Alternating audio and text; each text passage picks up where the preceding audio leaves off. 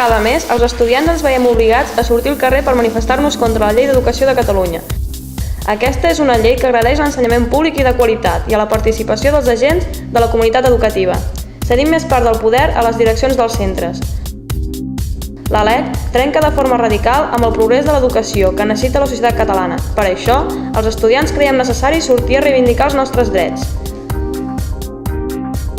La nova Llei d'Educació de Catalunya degradarà la qualitat de l'ensenyament per l'imperi de la competitivitat entre docents i centres i tornarà a perdre l'oportunitat d'assolir un ensenyament laic.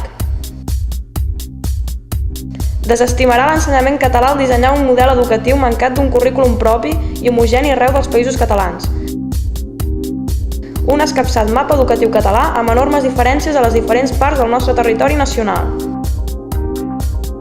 Empitjorarà l'ensenyament públic a l'equiparar l'escola concertada amb la pública, amb la configuració d'una xarxa dual d'escoles amb perfils socioeconòmics i el consentiment a la concertada de seguir seleccionant la demanda.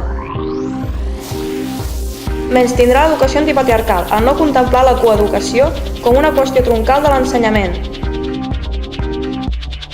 Perjudicarà una educació popular, on minvarà el paper integrador de l'educació i reproduirà els rols de classe entre els estudiants. A més, aquests romandran sense tenir el dret de vaga.